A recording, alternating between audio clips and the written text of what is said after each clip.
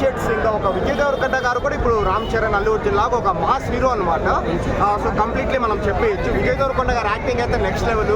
And Satyadev గారి acting, వాళ్ళిద్దరి మధ్య అన్న తమ్ముల బాండింగ్ అయితే చాలా బాగుంది. విజువల్స్ అయితే ఎక్సలెంట్గా ఉన్నాయి.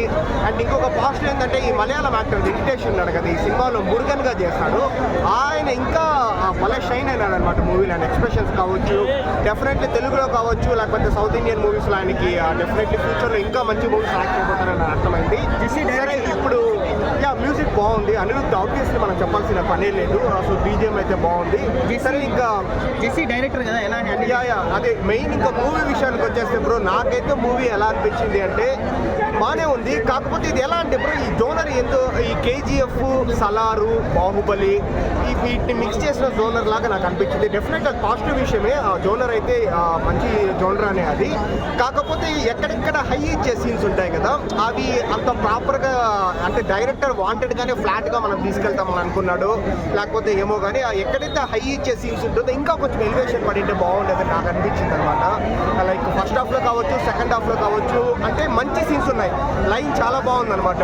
ఏంటంటే పునర్జన్మ రీఇన్కార్నేషన్ తీసుకున్నారు, ఈ శ్రీలంక దాని బ్యాక్ డ్రాప్ తీసుకున్నారు, స్మగ్లింగ్ బ్యాక్ డ్రాప్ తీసుకున్నారు, స్పై డ్రామా అంటే అన్ని మిక్స్ చేస్తారు.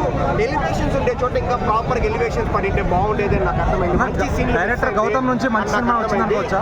డెఫినెట్లీ మూవీ వైజ్ అయితే హిట్ టాకే ఉంటుంది, కలెక్షన్స్ కూడా బాగానే వస్తుంది. బట్ ఎక్కడెక్కడ హై ఇచ్చే సీన్స్ అంతా ప్రాపర్గా పెట్టి ఎలివేషన్స్ ఇచ్చిందంటే ఈ మూవీ కూడా కేజీఎఫ్, సలార్ లాగా మనం చెప్పుకునే వాళ్ళం అనమాట. సో అక్కడ కొంచెం తగ్గింది అనేది నాకు అర్థమైంది. సో నాకైతే ఓకే, పెట్టిండే టికెట్ డబ్బులు కూడా అంతే పెంచలేదు, నార్మల్ 295 కాబట్టి. సో పెట్టిండే అమౌంట్ వర్తనే నాకు అనిపించింది. ఓవరాల్గా హ్యాపీనే. కాకపోతే మంచి సీన్లు మిస్ చేసి అనిరుద్ధ్ బ్యాక్గ్రౌండ్ స్కోర్ లేదు బ్రో, లాస్ట్ 3 మూవీస్ కంటే డెఫినెట్లీ వచ్చేసి రిడక్షన్ మూవీ అనే చెప్పొచ్చు అనమాట. విజయ్ దేవరకొండ బ్యాక్ అనే చెప్పొచ్చు. కాకపోతే ఎక్స్పెక్ట్ చేసినంత మూవీలో లైన్ కంటెంట్ దమ్ము ఉన్నప్పటికీ ఎగ్జిక్యూషన్లో అంత దమ్ము లేదు. ఒక 70% మ్యాచ్ అండి. ఇంకా కింగ్డమ్ సెకండ్ పార్ట్ అవన్నీ కవర్ చేసుకొని తీస్తే డెఫినెట్లీ అది కూడా